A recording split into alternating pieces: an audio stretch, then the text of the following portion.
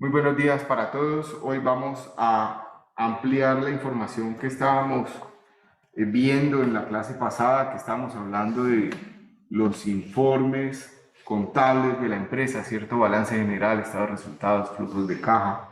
Vamos a hablar sobre unas características que tienen dichos informes y que hay que contemplar a la hora de pensar en cómo hacer nuestro flujo de caja, que nos va a permitir evaluar entonces el proyecto.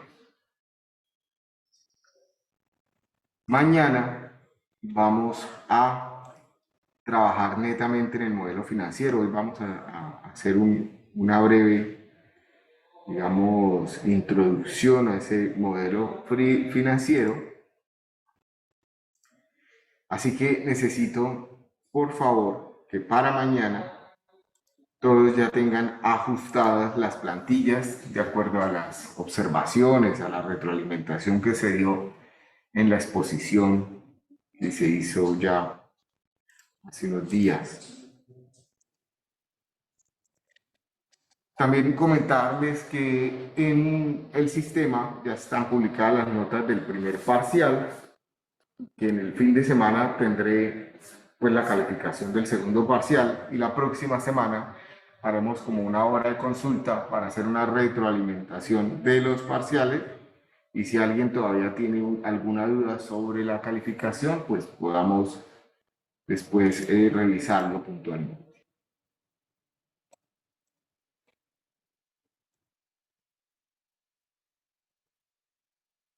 ¿Ya ven mi pantalla?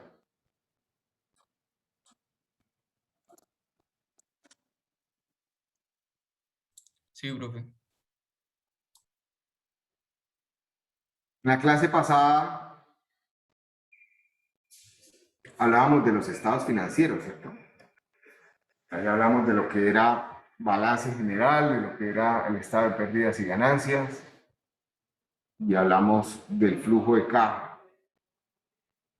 Pero es importante tener presente que en lo que respecta al estado de pérdidas y ganancias, que es simplemente un registro en un periodo de tiempo de todos los ingresos, es decir, de todas las ventas, menos todos los costos y gastos en los que incurre la empresa para generar dichos ingresos, pero que dentro de esos costos pues hay un caso particular que es de importancia en la evaluación de proyectos y que requiere un especial interés, que es la depreciación.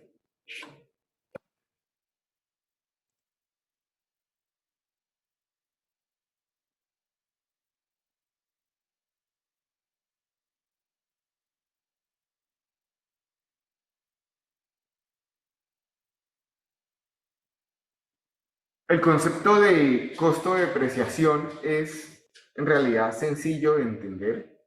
Simplemente se trata de reconocer que hay ciertos activos que utiliza un proyecto y que esos activos pues tienen un desgaste o un agotamiento en función de su uso y de su utilización. Imaginémonos, por ejemplo, un computador. Ustedes adquieren un computador para el desarrollo de su proyecto y que ese es utilizado en un proceso cualquiera de su negocio. Debería ser claro que con el paso del tiempo y vinculado con su uso, el computador pues va a tener un deterioro y se desgastará. En otras palabras, el computador se deprecia con el uso.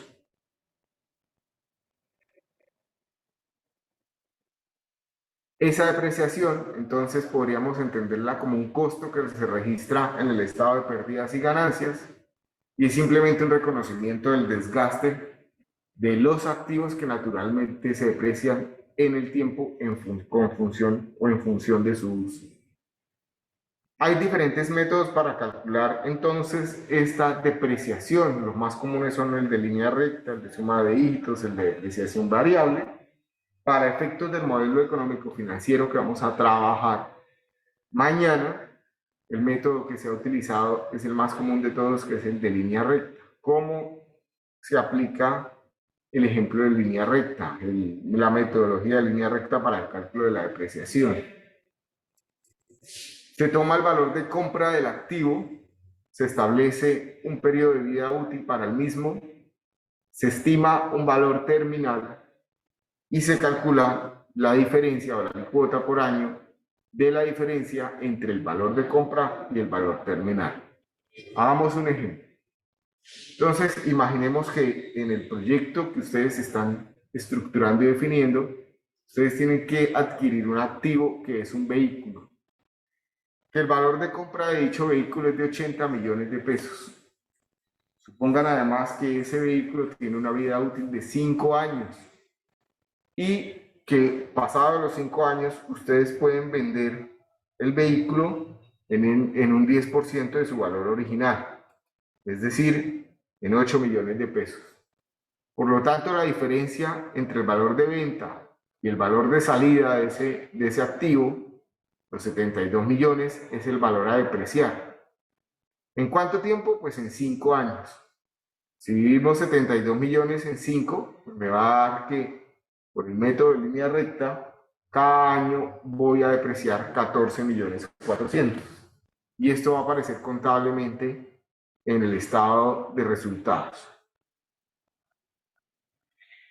Tanto la depreciación como la amortización, que en esencia son palabras que se refieren a lo mismo, a la estimación del desgaste o del descuento que tienen cada uno de los activos que están dentro del proyecto.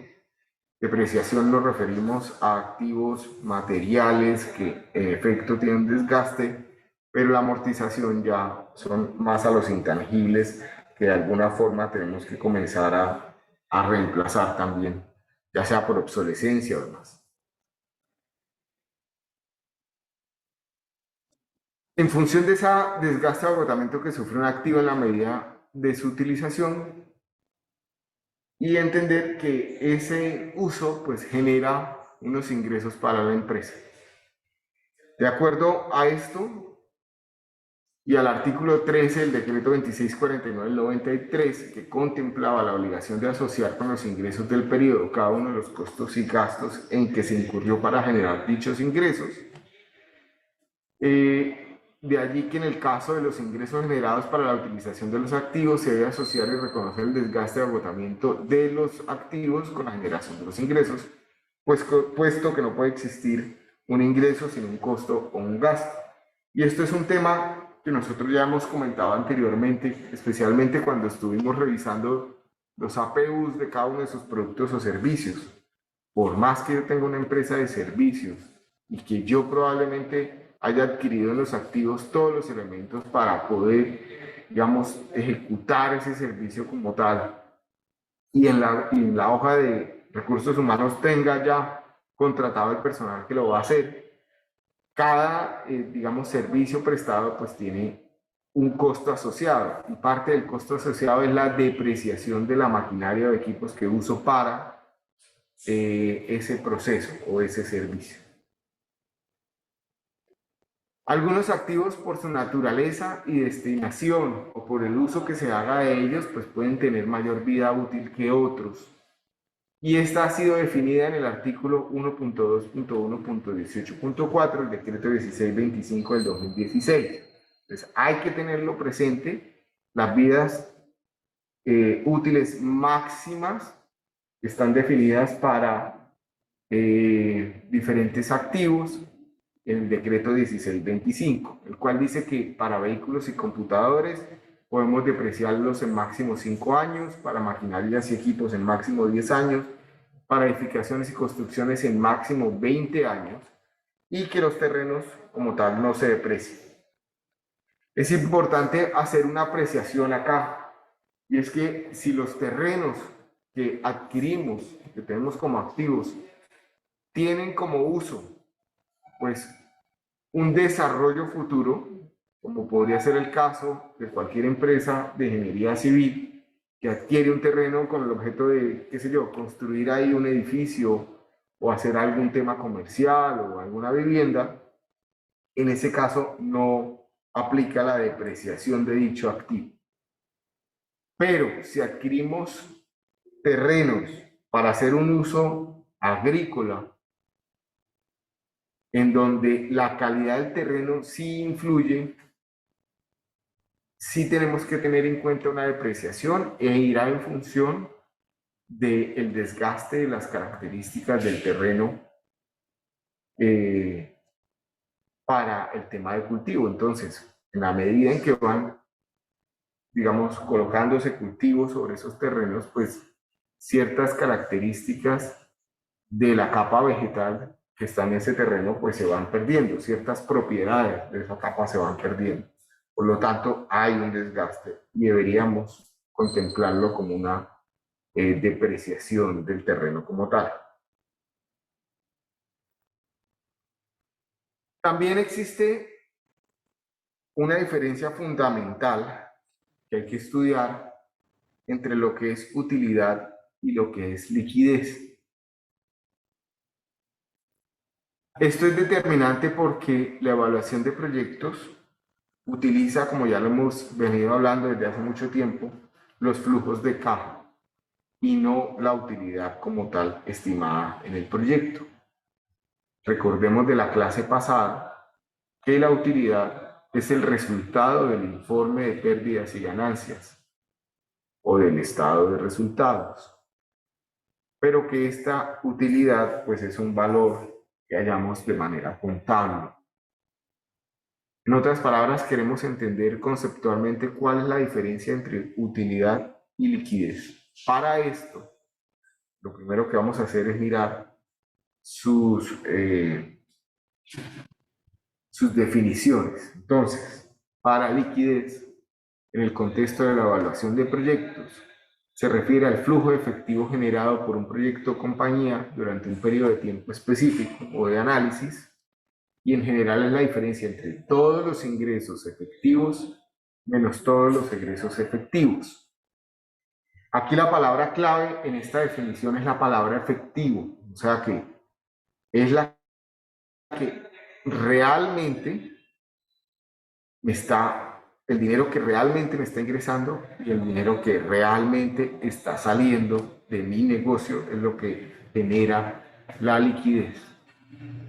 Mire que esa palabra efectiva en el marco de la asignatura de Ingeniería Económica pues es muy importante, ¿no? También cuando miramos, por ejemplo, o hablamos en su momento de interés, decíamos que un interés efectivo es el que tiene en cuenta todos los intereses que se van generando a lo largo de la transacción. En este caso, cuando hablamos de liquidez, nos referimos a todos los ingresos que realmente están entrando a la compañía, menos todos los gastos que realmente estoy teniendo en la compañía, todos los egresos que realmente estoy teniendo. Por otra parte, la definición de utilidad se refiere a la ganancia que genera en un periodo específico un proyecto o compañía, y en general es la diferencia entre todos los ingresos, incluso los reales y los que ya tengo de alguna forma adquiridos, y todos los costos o gastos también reales o adquiridos que hay en la operación. Aunque las dos definiciones se parezcan, la diferencia fundamental es que en la utilidad, por el principio de causación, que ya lo vamos a explicar, hay a veces ingresos que se contabilizan que aún no han ingresado, digamos, efectivamente a la compañía. Ese dinero no ha ingresado efectivamente a la compañía. Ya vamos a hacer unos ejemplos, ya vamos a aclarar. Entonces, la liquidez se obtiene directamente del estado de flujo de caja. Cuando hacemos el informe de flujo de caja, es el último valor que vamos a encontrar. Y la utilidad se obtiene directamente en el estado de pérdidas y ganancias. Eso ya lo habíamos comentado hace un minuto. La liquidez se refleja directamente en el saldo de la cuenta caja del balance general, es decir, la liquidez la solemos hallar en la parte alta de los activos, mientras que la utilidad se refleja directamente en la cuenta de utilidades retenidas del patrimonio en el balance general.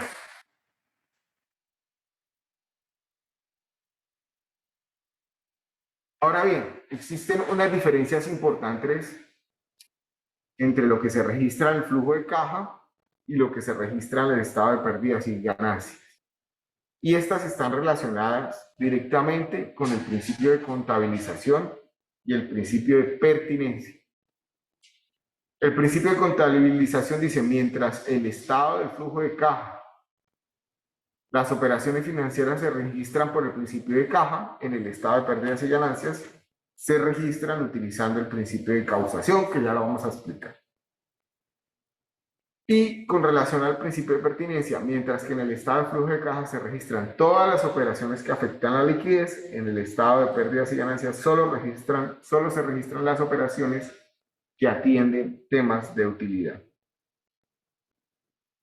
Hablemos del principio de contabilización y más específicamente del principio de causación, que postula que los ingresos, costos y gastos se imputan contablemente cuando se genera la obligación o el derecho. En otras palabras, se causan los ingresos, costos y gastos cuando se origina la obligación o el derecho, independientemente de si ha habido un pago o un movimiento real de efectivo. Algunos ejemplos para poder entender esto son las ventas a crédito, los intereses pagados por anticipado, los gastos anticipados. Me gustaría hacer un paréntesis acá y plantearles la siguiente situación. Supongan que ustedes son una empresa constructora o en el futuro van a tener una empresa constructora que hace infraestructura, por lo tanto, su mayor proveedor, su mayor cliente, perdón, sería el Estado, ¿cierto? Pero para yo poderme ganar un proceso o una obra con el Estado, pues tengo que pasar por un proceso de contratación, una licitación pública, en donde después de cumplir una serie de requisitos, participo con otras X empresas que quieran ganarse la obra, y una vez gano la obra, gano el proceso de contratación, se firma un contrato. Ese contrato por lo general trae definido un alcance, tiene un valor, tiene un plazo para ejecutarlo. Ese valor que ya está definido en ese contrato, en el momento en que se firma el contrato, queda adquirida la obligación. Es decir, contablemente mi empresa ya podría registrar eso como una venta. Así no haya recibido un solo peso del Estado y no haya ejecutado nada aún de esa obra. La obligación ya está adquirida. Entonces ya comienzan a ver cuáles son las diferencias entre el principio de caja y el principio de causación. Causación es cuando ya se adquiere la obligación. Entonces, supongamos unas transacciones típicas para poder ampliar un poco más el concepto.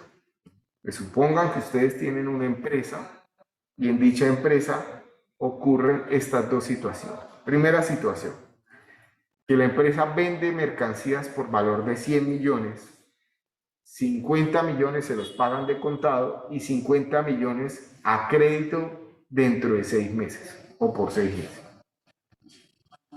Segunda situación, ustedes firman un pagaré para solicitar un crédito que tiene un monto de 1 millón de pesos, plazo a 1 año, pero les pactan unos intereses del 36% nominal anual trimestre anticipado. Sobre la segunda situación, ¿cuánto dinero me toca pagar de manera anticipada? Los escucho.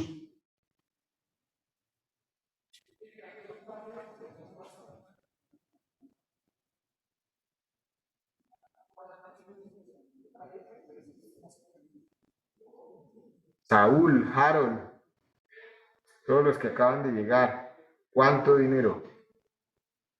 Andrés, Reaño.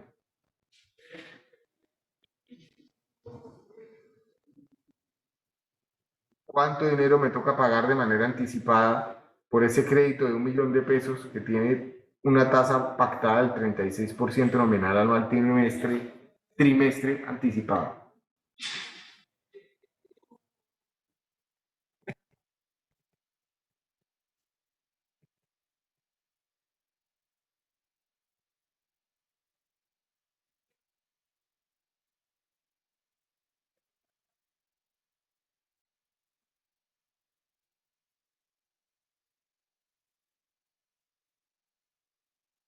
¿Cuánto me cobran?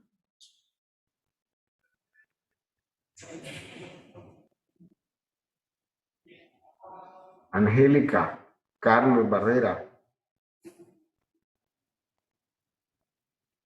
Profe, 360.000.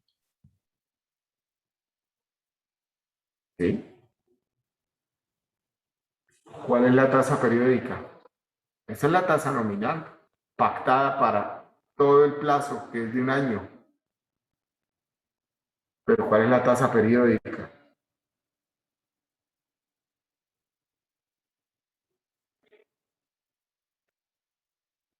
La tasa periódica es la nominal trimestre anticipada. ¿Qué valor tiene la tasa nominal trimestre anticipada? Profe, la tasa trimestre anticipada es de 9%. Y la trimestre vencida, bueno, cuando se pasa, sería de 9.89%. De acuerdo. Pero entonces fíjense que operativamente, si me pactan una tasa del 36% nominal anual trimestre anticipada, quiere decir que cuando me entreguen el dinero, 1.000.000 de pesos, de manera anticipada me van a descontar lo del primer trimestre, que es un 9%, ¿cierto? Es decir, de manera anticipada me van a descontar 90.000 pesos de ese 1.000.000 de pesos. ¿Sí? Pero esos 90.000 pesos son los intereses anticipados de un trimestre, ¿cierto? Porque esa tasa periódica es trimestral. ¿Hasta ahí todos conmigo?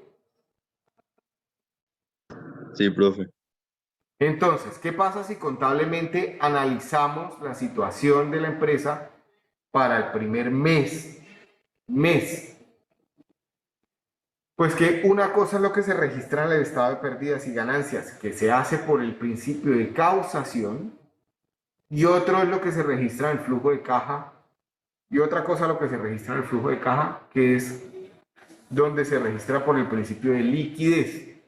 Entonces, esas ventas a crédito por principio de causación, como ya se adquirió la obligación de ventas de 100 millones de pesos, voy a registrar en el estado de pérdidas y ganancias los 100 millones de pesos. Mientras que en el flujo de caja, como de esos 100 millones de pesos, efectivamente solo me han entregado 50 millones de pesos, pues por principio de liquidez solo voy a registrar los 50 millones de pesos. Por otra parte, si hablamos de los intereses anticipados cobrados del crédito, en el estado de pérdidas y ganancias, la obligación para el primer mes no corresponde a todos los 90.000 que ya me tocó pagar de manera anticipada, sino solo a los 30.000 que corresponden del primer mes. Mientras que en el estado de flujo de caja, que se registran los datos por principio de liquidez, sí voy a registrar los 90.000 porque efectivamente salieron de mi bolsillo esos 90.000 pesos. Esa es la diferencia entonces del principio de contabilización que se relaciona con el principio de causación y el principio de caja, con el cual se registran las actividades en el estado de pérdidas y ganancias y en el estado de flujo de caja. ¿De acuerdo? ¿Queda más claro?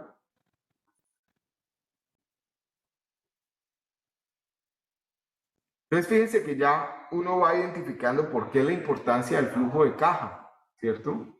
Porque es el que me va diciendo en realidad con cuánto dinero está contando la empresa para operativamente poder continuar y demás, ¿cierto? Por más que en el papel tenga todo esto, en la realidad el dinero que tengo en mis cuentas o que ha salido en mis cuentas es este, ¿cierto? Los ejemplos anteriores muestran entonces cómo una misma transacción que afecta tanto la liquidez como la utilidad no necesariamente tiene el mismo impacto a nivel de utilidad y a nivel de liquidez. La diferencia entre el principio de causación y de caja es entonces la primera de las razones del origen de las diferencias de utilidad y liquidez, y es precisamente a este aspecto al que llamamos diferencias en el principio de contabilización. Ahora nos queda por estudiar el segundo aspecto, que son las diferencias entre el estado de pérdidas y ganancias y el flujo de caja por el principio de pertinencia. En términos técnicos, mientras que el estado de flujo de caja registra todos los ingresos y egresos efectivos bajo el principio de caja, en el estado de pérdidas y ganancias solo se registran los ingresos y egresos bajo el principio de causación que correspondan al giro normal del negocio o proyecto en términos de ventas, costos y gastos. O sea, el principio de pertinencia me está diciendo que en el estado de pérdidas y ganancias yo no voy a registrar absolutamente todas las transacciones, sino únicamente las que corresponden al giro normal del negocio, o sea, a la parte operativa del negocio en términos de ventas, costos y gastos. Entonces, para ilustrar este principio de pertinencia, recurrimos nuevamente a unas transacciones típicas y suponemos que se pagan siempre en efectivo para efectos de aislar las diferencias asociadas al principio de caja y de causación y estudiar únicamente el principio de pertinencia. Entonces, tenemos nuevamente tres situaciones. Primera situación, compra de maquinaria por valor de 100 millones. Segunda situación, venta de nuevas acciones por 40 millones de pesos. Y tercera, pago de nómina por trabajo calificado por valor de 3 millones. Si ustedes se fijan, las dos primeras transacciones pues no están relacionadas con la operatividad propia de la empresa. Son inversiones que se han hecho, son decisiones de financiación que se han hecho, pero no están relacionadas directamente con el giro normal de las ventas, costos y gastos que tiene la empresa para su tema operativo.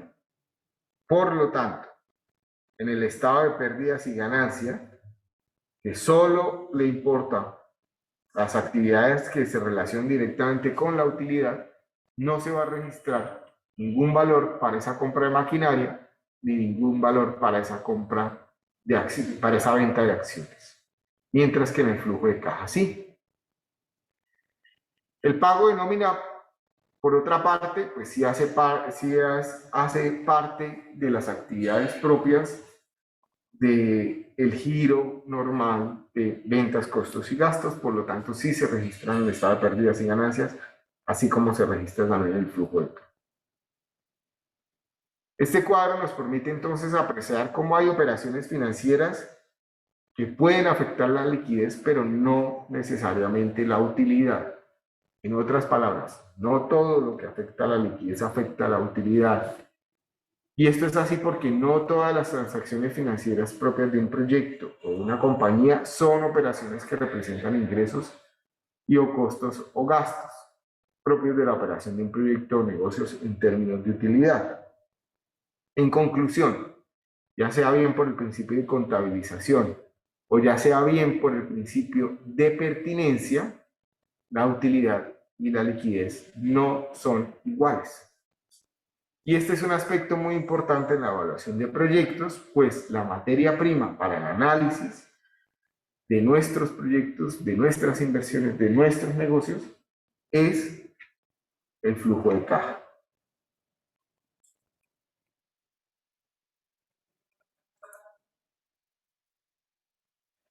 Resulta entonces obligatorio saber calcular correctamente los flujos de caja. Para esto, pues existen dos grandes enfoques en la elaboración de esos flujos. Está el método directo y el método indirecto. En el método directo se pretende simplemente encontrar en los registros contables de ingresos y egresos todos los movimientos de efectivo directamente vinculados al flujo de caja que se desea elaborar. Mientras que en el método indirecto se hace a partir de los estados financieros básicos de pérdidas y ganancias y balance general.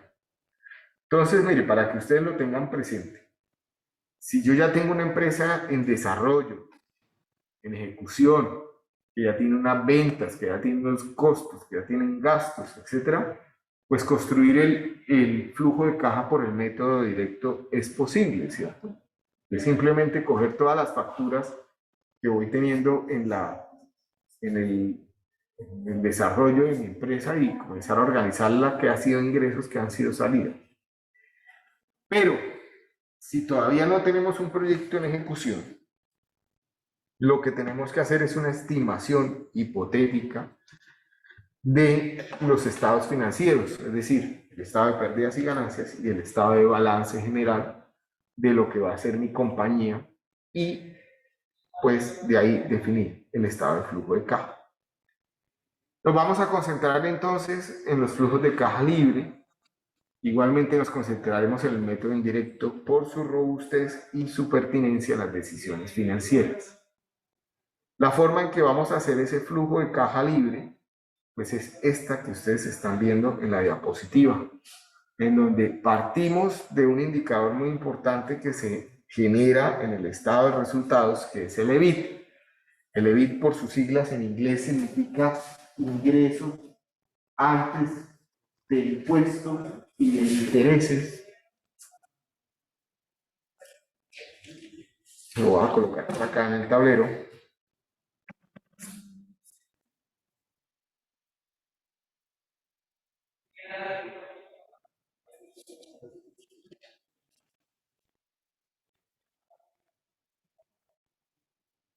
EBIT, de acuerdo a sus siglas en inglés,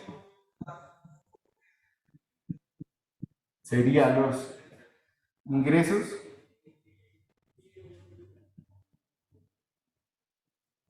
o más que ingresos es ganancias, ¿cierto? Earnings.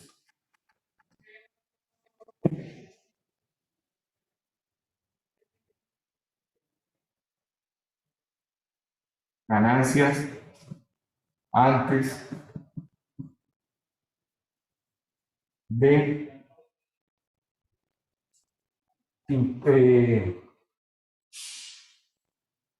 de impuestos y de intereses.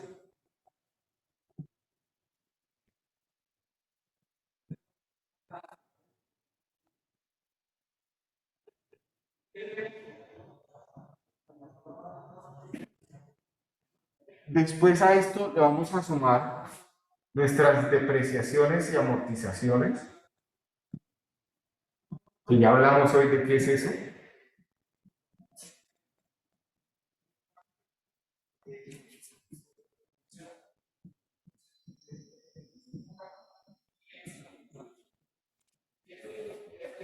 Le vamos a restar nuestro capital de trabajo. ¿Qué es el capital de trabajo? ¿Qué entienden por capital de trabajo?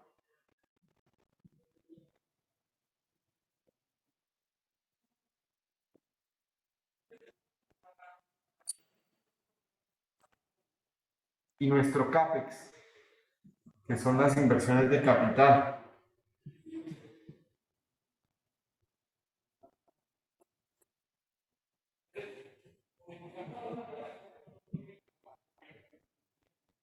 ¿Qué es, qué es el capital de trabajo?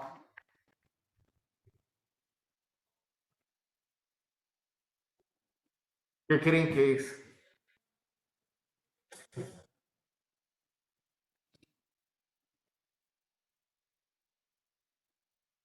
El dinero que se tiene en cuenta para que se realice, Carlos, dame un ejemplo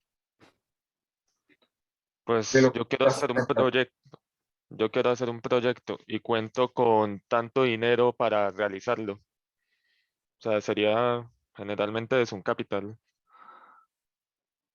que tengo disponible para hacer bueno, una acción, no, un proyecto. Yo creo que Carlos la tiene clara, pero no la supo expresar tan claramente.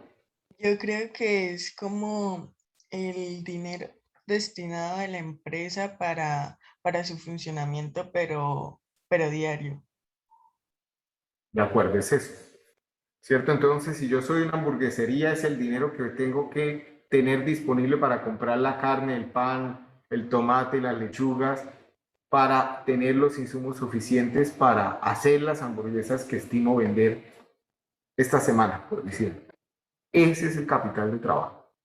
¿Sí? El dinero que requiero para principalmente comprar insumos,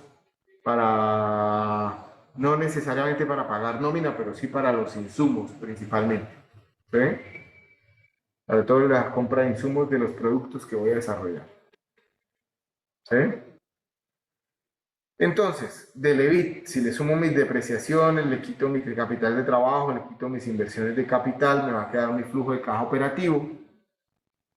Y después a esto le voy a descontar los impuestos, que son el impuesto de renta, y mi servicio de deuda, que es lo que pago de intereses y lo que pago de amortización de deuda, y me va a quedar mi flujo de caja libre. Esta es la metodología. Entonces aquí lo más difícil es pues cuantificar cada una de estas cosas, qué es el EBIT, qué es las depreciaciones y amortizaciones de mi negocio, qué es capital de trabajo, cuáles son las inversiones y demás. Ya eso lo vamos a ver con claridad. Si ya de alguna forma ustedes ya lo vienen trabajando y ya prácticamente lo tienen listo. Y lo vamos a ver una parte hoy, pero con toda claridad mañana. El primero de los enfoques detallados del flujo de caja se conoce como flujo de caja libre o free cash flow to the firm, FCFF en inglés. Tal como su nombre lo sugiere, el propósito básico del método es estudiar un proyecto de inversión en sí misma. Noten que este enfoque, lo que queremos estudiar de los flujos es estudiar los flujos de caja, tanto positivos como negativos, que directamente implica la realización de un proyecto o de una inversión. La idea es, por tanto, determinar los flujos de caja que genera la operación del negocio sin considerar su estructura de capital. En otras palabras, se trata de evaluar el proyecto o la inversión sin considerar su apalancamiento financiero, también conocida como estructura financiera. Y esto es equivalente a considerar los flujos que generan los activos de los proyectos de la compañía, es decir, el lado izquierdo de lo que encuentro en mi balance general. La pregunta que se pretende responder inicialmente es ¿cuáles son los flujos de caja que prometen los proyectos actuales y futuros sin considerar esa estructura financiera? Y en otras palabras, ¿cuáles son los flujos de caja operativos que tiene el negocio o proyecto? Si la empresa o proyecto se financia solo vía patrimonio o equity, ¿cuáles son los flujos de caja que genera antes de pagar los dividendos? ¿Por qué es importante, digamos, dejar de lado la estructura de financiación? Pues porque hay proyectos que son viables, pero por no tener el dinero o por el costo del dinero, pues no se pueden ejecutar. Pero podría llegar otro inversionista y ejecutarlos y ser rentable para ellos porque tiene una estructura de financiación diferente. Entonces fíjense que la forma de construir el flujo de caja que estamos viendo en estas diapositivas es lo mismo que ya estuvimos revisando en la diapositiva anterior. Tenemos el EBIT, le vamos a sumar las depreciaciones y amortizaciones, le vamos a quitar nuestros impuestos operativos, nuestro capital de trabajo y nuestro CAPEX, y le vamos a quedar el flujo de caja libre para la firma. El flujo de caja libre se obtiene después de deducir todos los costos y gastos de operación, de descontar los impuestos sobre las utilidades operativas, de hacer las correcciones de los gastos y o costos no efectivos, de considerar el capital de trabajo y las inversiones en activos necesarias para reponer o expandir la capacidad de los activos. En otras palabras, es el flujo que queda libre después de cubrir todas las necesidades de caja operativas para remunerar tanto la deuda como el patrimonio, como el equity. Entonces, entremos en materia, ¿les parece? Vamos a comenzar a colocar esto que ya llevamos 2 clases, casi 3 clases hablando de los estados financieros. A comenzar a colocarlo, digamos, en el papel. Perdón, voy a apagar esta cámara.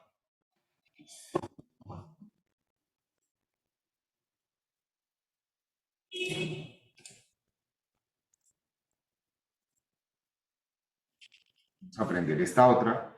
Por favor, como ustedes están hoy todos en casa, aprovechemos el tiempo al máximo y por favor descarguen la información y comiencen a trabajarla en cada uno de sus proyectos.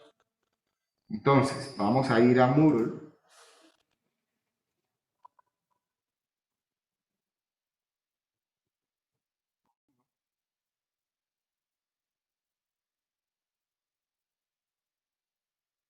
¿Quiénes llegaron recientemente para poder cerrar la asistencia? Eliana Guanchas, ¿te encuentras? Claro, profe.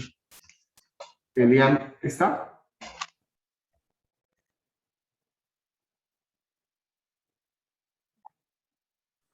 Yo, Armando profe, Aroca. buenos días.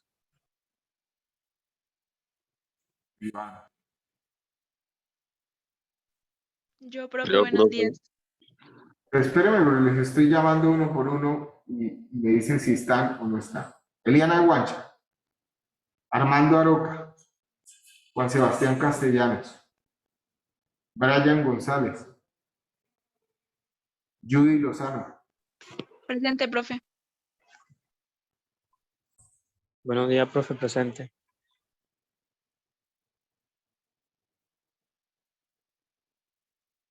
Elian como que no está, como que prende y se va. Ya lo he llamado 3 veces.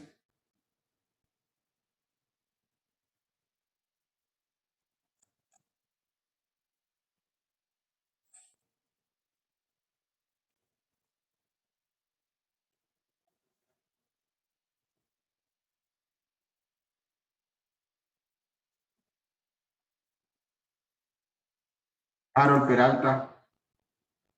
Brian, ¿está o no está? Profe.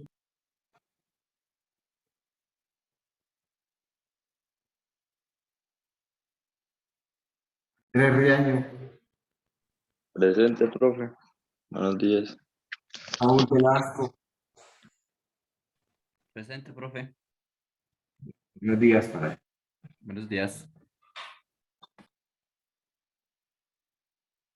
Entonces, por favor, entramos a Moodle. Vamos a entrar donde dice Evaluación Económica de Alternativas y a la pestaña donde dice Modelo Económico. En este modelo económico, ustedes ya tienen publicadas las presentaciones que vamos a hacer mañana. La de hoy ya está publicada por acá donde dice estados financieros. Tienen las 3 de hoy.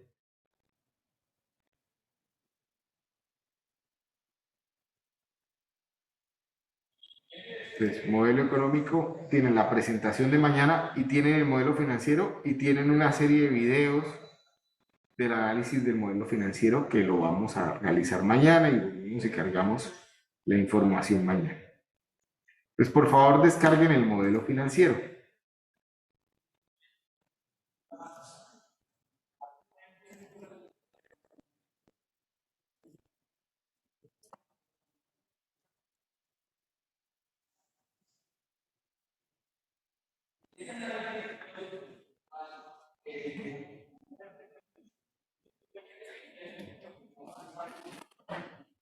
Por favor descarguen la información, el modelo financiero. Me avisan cuando ya lo hayan hecho.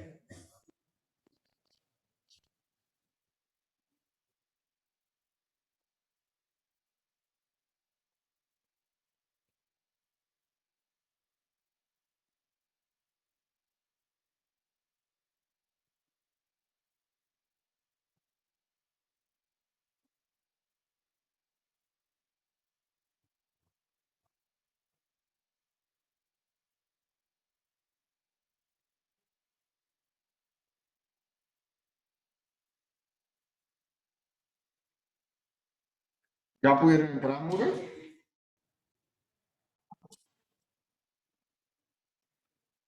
Profe, por mi parte ya descargué el modelo. Ok.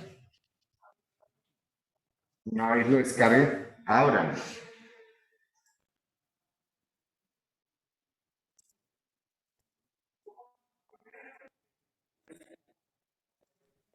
Profe, qué pena. ¿Dónde es que está? Es que no lo veo. Nuevamente, entonces, en muro, Sí, señor. ¿En qué pestaña? van a donde dice evaluación económica de alternativas, acá, arriba. Y después, a Ah, donde ya dice que. económica.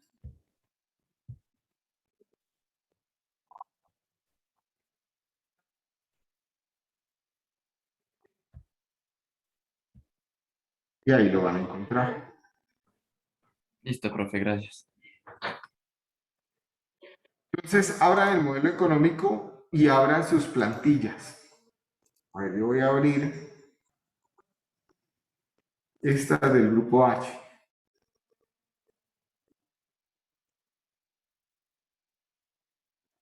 En el grupo H es un grupo conformado por Juan Sebastián Castellanos, Daniel Ariza, Marcos Ariza, y es un proyecto de cemento bélico. Dice negocio en el cual se patentará un cemento ecológico. Estos activados con álcalis son más amigables con el medio ambiente debido a que liberan menos energía en su fabricación. Entonces, voy a revisar por aquí rápidamente qué hay.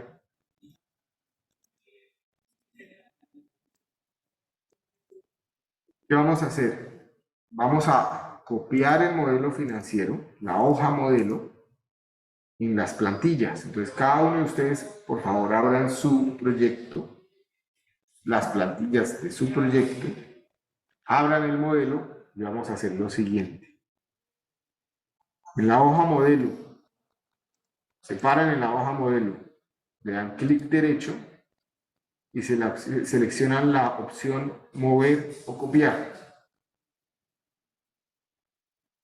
Cuando ya se abra el cuadro o la ventana mover o copiar, van a seleccionar la casilla que dice crear una copia, van a desplegar los libros que tienen abiertos y van a seleccionar su plantilla, las plantillas de su proyecto. Y finalmente lo último que tienen que decir es antes de qué hoja la van a colocar. Va a decirle colóquenlo antes de la hoja constitución. Y le dicen aceptar. Entonces, nuevamente, los oriento, los guío. Se paran en la hoja modelo. Clic derecho. Mover o copiar. Seleccionan crear una copia. Despliegan en qué libro la quieren copiar. Eligen el libro de donde tienen las plantillas ejecutadas del proyecto. Eligen una posición donde quieren que les quede copiada y le dan a aceptar. Entonces, esta hoja ya quedó en el grupo H. Ya podría cerrar la que dice modelo financiero. Ya no la voy a necesitar.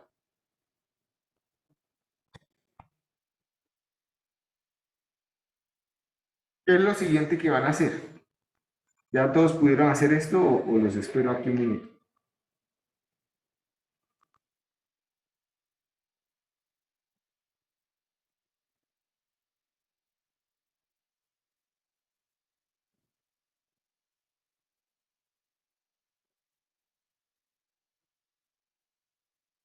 Entonces, fíjense que si se paran en ciertas celdas, por ejemplo la C6,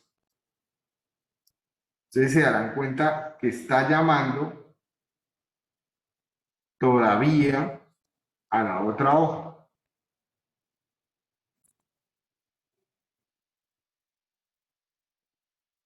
¿Sí? Y cometí un error al haber cerrado el otro. Bueno, no cometí un error, sino que puede que los enrede un poco más.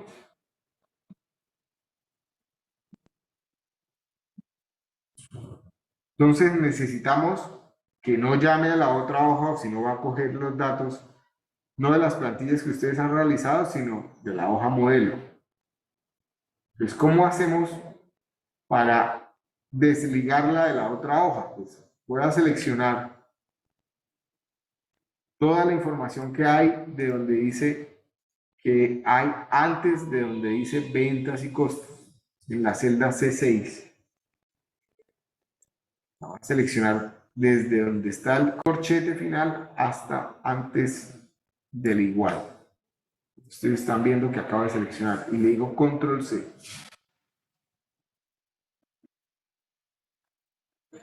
Me salgo de acá, me salgo de esa celda. Luego me voy a la opción, al menú buscar y seleccionar, lo despliego y elijo reemplazar. Donde dice buscar voy a pegar lo que acabo de copiar.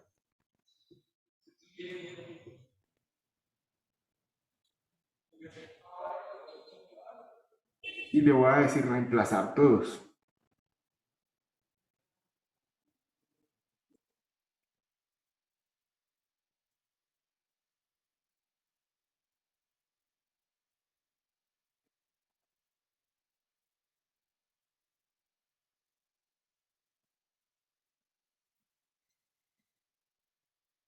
Quitarle esa comillita que está ahí.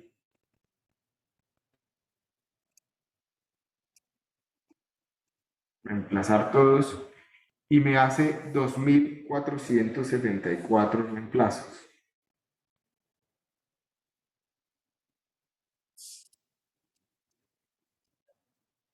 Le voy a dar a aceptar.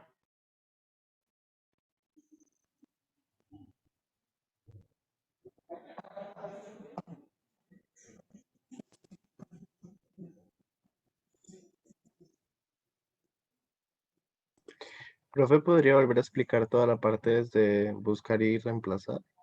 Voy a explicarlo todo nuevamente. Todo.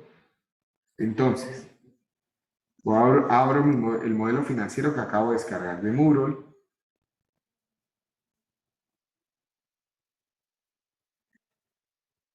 Abro las plantillas. Voy a seleccionar otro grupo. Por decir algo, el grupo E.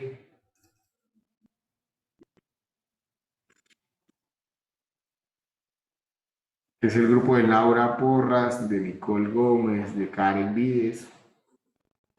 Y se llama Moda Green. Dice: nuestra empresa se encarga de confeccionar ropa y accesorios destinados a la venta. El valor agregado de nuestra empresa frente a la competencia es que cada uno de nuestros productos es elaborado a partir de materiales reciclables, sin hacer uso de pieles de animales, etc.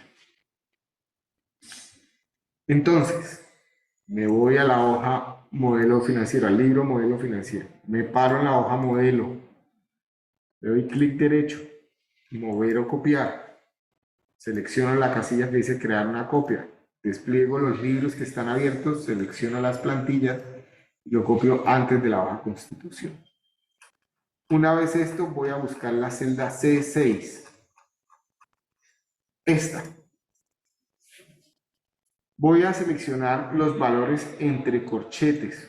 Ahorita como cerré el otro modelo, la dirección me salió más larga.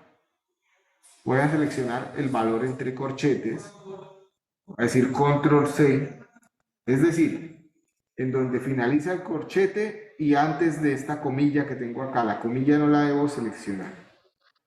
Solo el valor entre corchetes o hasta donde comienza la comilla. Digo control C. Me salgo de esa celda sin hacerle nada.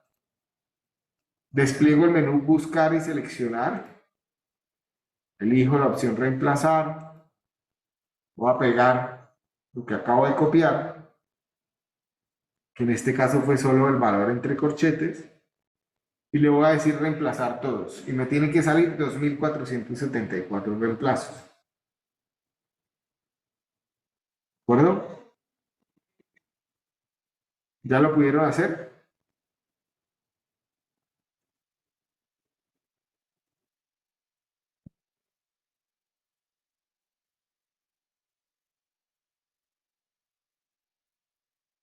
Me confirman, por favor, si lo pudieron hacer.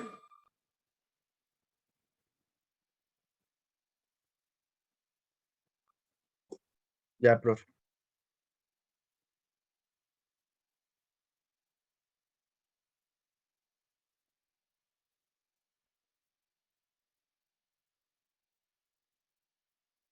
Bien. No sé si a alguno le pasó que cuando abrió el documento le sale que tiene una referencia circular.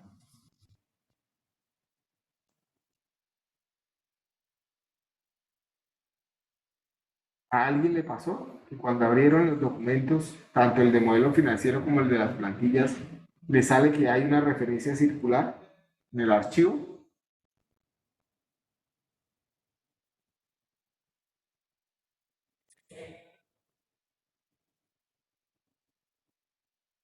No, profe, por mi parte no. Si a alguien le ocurrió, eso es porque su Excel no está iterando. Entonces, para poder corregir el tema, tienen que ir a la opción archivo, al menú archivo.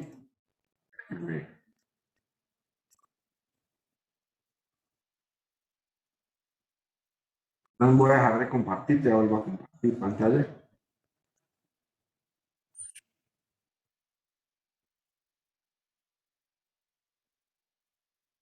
Entonces, me voy a la opción archivo, al menú archivo. Después a la opción opciones. Y al lado izquierdo dice fórmulas. Y chequeo que esté seleccionado donde dice habilitar cálculo iterativo. Por favor, todos háganlo. Entonces, archivo, opciones, acá al lado izquierdo donde dice fórmulas y selecciono habilitar cálculo iterativo. Y le digo aceptar.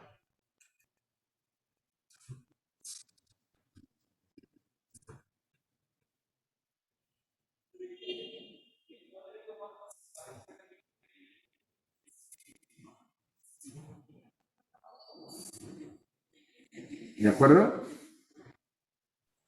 Sí, profe. Entonces, hablemos un poco del modelo financiero. Fíjense que entre las filas 2 hasta la fila 54, el modelo financiero lo que hace es el estado de resultados.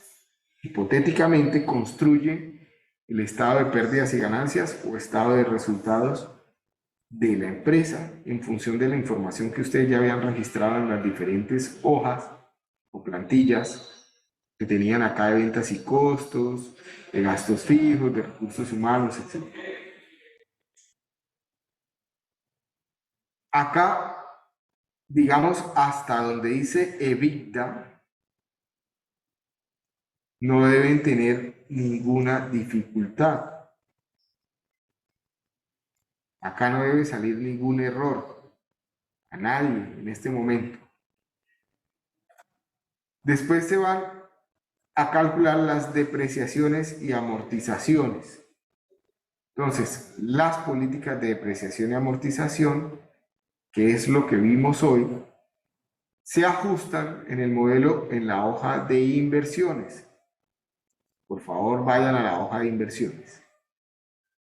Para el caso del grupo que estoy revisando, estoy cogiendo de ejemplo, hay una serie de inversiones por acá que suman en total 12 millones de pesos y que tienen que ver con diseño de página web, con el costo del dominio de esa página web, con marketing y publicidad, con instalaciones eléctricas, con cableado y mano de obra, con un extintor, con señalización de las instalaciones, con mesas, sillas, muebles de costura, tijeras, agujas, cúter, base de corte, prensa de palanca, bobinadora, reglas, cinta, descosedor, maniquíes, servicios higiénicos, diseño arquitectónico.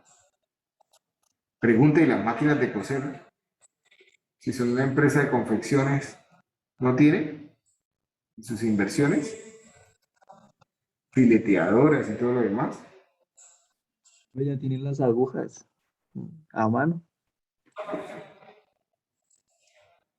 ¿El que me respondió hace parte del grupo o está haciendo una No, apreciación? profe, no, profe, es una apreciación, no soy parte del grupo.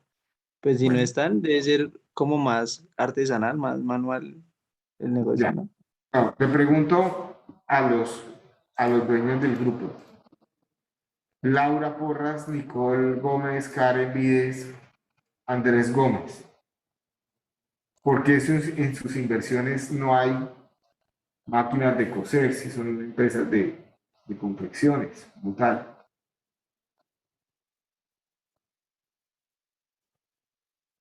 Porque no sé si recuerda, nosotros las proyectamos para la etapa ya más avanzada del proyecto, porque siempre la inversión de la maquinaria era pues bastante grande para tomarla desde el inicio.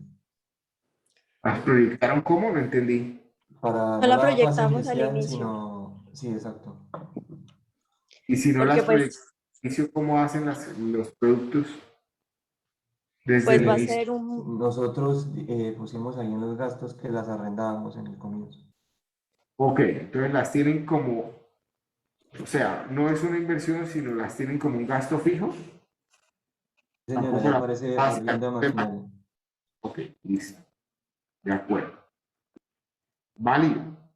¿Sí? Es válido. Ustedes van a arrendar esa maquinaria de manera inicial. Listo. Ok. Entonces, esas inversiones que tengan en su proyecto, las clasifican, ya el grupo lo hizo acá, y en total tienen 12 millones de inversión. Esas 12 millones de inversión se distribuyen en estudios y diseños, en temas de página web y redes sociales, en temas de edificaciones y construcciones con todo el tema de las adecuaciones, en maquinarias y equipos y en otros tipos de material, que son las cosas más pequeñas, ¿cierto? Es en la fila, perdón, en la columna K, en donde se hacen las políticas de amortización en función de lo que vimos hoy. Entonces recordemos que las edificaciones y construcciones las podría depreciar a máximo 20 años. Pero como estos 2.400.000 no se refieren a la compra de una edificación como tal, ¿cierto? Ni un local, ni nada de esto, sino que se refieren a temas de adecuaciones, pues ustedes deberían tener ahí como revisar cuál sería su política para depreciar o amortizar esas dos activos que tienen ahí. Si lo van a tener que rehacer probablemente en 5 años, o sea, 5 años puede que esté bien seleccionado. Inversiones en vehículos y computadores. No tienen, pero sería máximo 5 años. En terrenos, no hay que depreciar los terrenos a menos que sean para uso agrícola. Ustedes no tienen, pero ya lo habíamos dicho. Maquinarias y equipos, máximo 10 años. Ahora, ¿qué maquinarias y equipos tienen ustedes acá? Tienen un extintor, tienen prensa de palanca y tienen bobinadora eléctrica. Y tienen servicios higiénicos, que no sé qué será, qué maquinaria puede estar ahí categorizada como servicios higiénicos. Entonces, revisen la clasificación también de cada uno de sus activos para que a la hora de amortizar, pues en efecto, coloquen lo que debe ser, ¿cierto? Si estas maquinarias pues son más grandes, de pronto depreciarlas a 10 años puede ser factible, de pronto un poco menos. Pero después tienen otros tipos de materiales, como es la señalización, la mesa, la silla, los muebles, las tijeras, que esas con toda seguridad tienen un desgaste mayor, que tienen además una inversión menor y que seguramente hay que depreciarlas en menor tiempo. De pronto 6 años es mucho, de pronto hay que depreciarlas en 2 o 3 años, a colocarle 2. Entonces, fijémonos que en el modelo financiero, estos activos que en total suman 12 millones de pesos, los vamos a encontrar ya no en el estado de pérdidas y ganancias, sino en el balance. Pues el balance se construye a partir de la fila 56 y va hasta la fila 163. ¿Por qué pues va haciendo una clasificación de los diferentes temas que tengo acá. Entonces, franquicias y marcas no se estiman, si está todo en cero. Estudios y diseños, si hay un poco. Licencias informáticas no tienen, publicidad y mercadeo como inversiones no tienen, página web si hay un poco. Edificaciones, ya vimos que es un tema de adecuaciones, terrenos no hay, vehículos no hay, maquinarias, equipos y otro tipo de material. Entonces, fíjense, enfoquémonos en el otro tipo de material. Como yo le dije que la depreciábamos cada 2 años, la amortización va a ser de 2.672.750, que se calcula por el método de línea recta que hemos comentado hoy.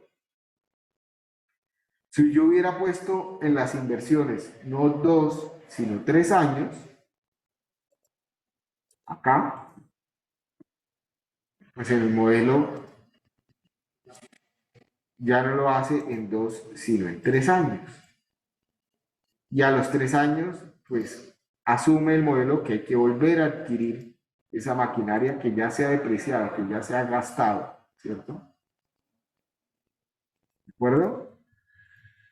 Entonces, lo primero es revisar la clasificación de estas inversiones y definir las políticas de amortización correctamente. Fíjense que finalmente la sumatoria de esto, más esto, más esto, pues va a alimentar el estado de pérdidas y ganancias por acá donde dice amortizaciones. Entonces, si yo me fijo, ¿qué es estos 200.000? Pues es la sumatoria de las depreciaciones que tengo en inmovilizado inmaterial. Y estos 2.400.000 es las depreciaciones que tengo definidas, la sumatoria de las depreciaciones y amortizaciones que tengo definidas para el inmovilizado material. Entonces es importante, entre menos tiempo tarde yo en hacer la depreciación, pues voy a colocar un mayor estrés financiero, pero no puedo amortizar todo infinitamente, no lo puedo hacer a muy largo plazo, sino ya hay definidos unos tiempos por ley para ciertas cosas. ¿Claro hasta acá? Entonces fíjense que lo primero que hace el modelo es estimar una cuenta de resultados en función de las decisiones que ustedes tienen en las plantillas.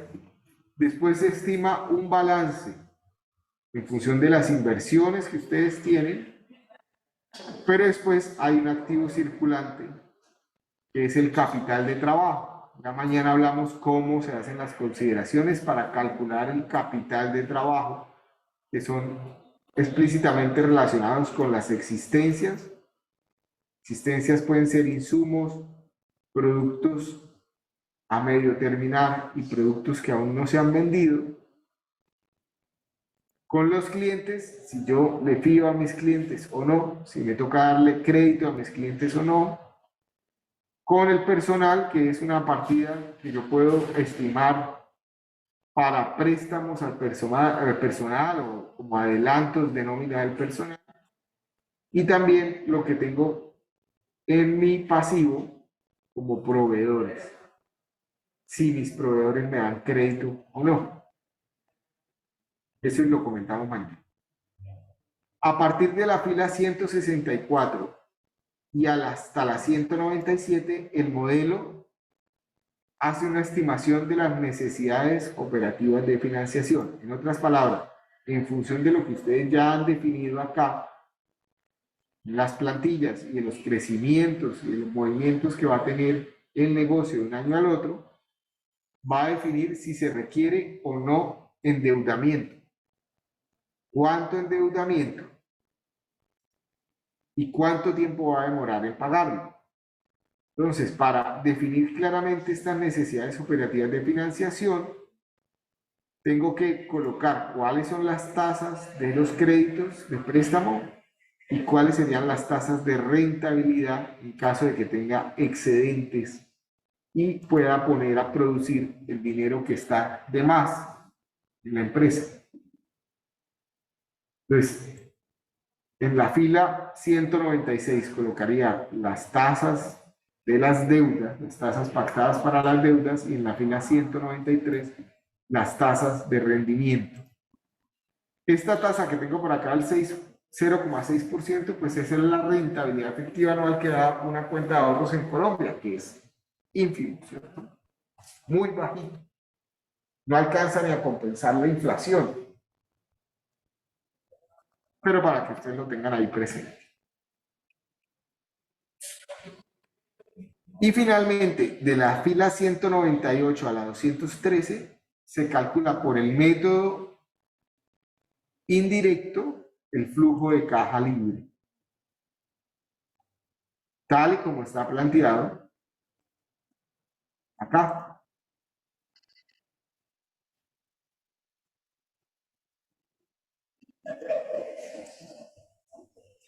Y una vez tengo mi flujo de caja libre, puedo hacer el análisis en función del costo de oportunidad de todos los indicadores de bondad económica y saber si el negocio es viable o no, si es conveniente o no hacerlo desde el punto de vista económico. Entonces, señores del grupo G o E, este era E, ¿cierto? Boagri. El proyecto, como ustedes lo están planteando en este momento, sin hacerle ninguna sensibilización, parece que no es viable, ¿cierto? Porque todos sus flujos están negativos en este momento. Entonces tendrán que revisar y comenzar a hacer una serie de sensibilizaciones con el objeto de viabilizar. En este momento ustedes están diciendo que su proyecto vende 2 productos por hora. 2 por hora.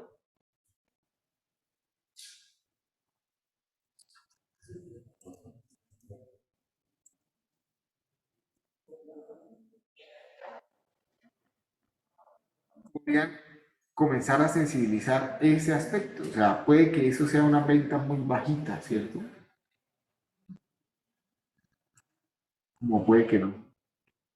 Son 17 productos en el día. Mañana entonces trabajaremos los modelos financieros. Por favor, todos carguen el modelo en sus plantillas hoy y comiencen a revisar si tienen o no tienen errores y a revisar lo que ya vimos en clase hoy. Pongan a punto sus plantillas hoy.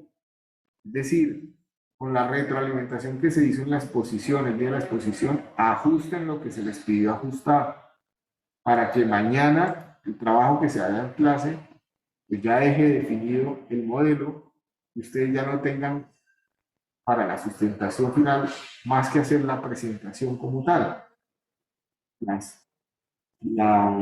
PowerPoint de la presentación. ¿De acuerdo? Listo, profe. ¿Dudas? ¿Inquietudes?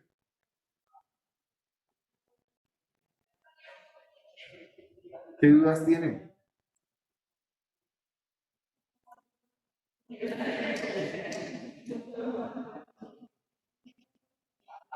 Vale, si no hay dudas, pues gracias a todos por la asistencia. Nos vemos mañana. Mañana 100% virtual porque vamos a usar el Excel y es importante que cada uno tenga pues en comodidad su equipo y disponibilidad para hacer el trabajo. ¿Listo? Entonces, mañana no asistiré de manera presencial, lo haremos todo virtual. ¿Sí?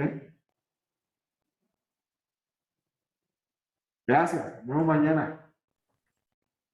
Hasta mañana, profe. Hasta luego, profe. Hasta luego.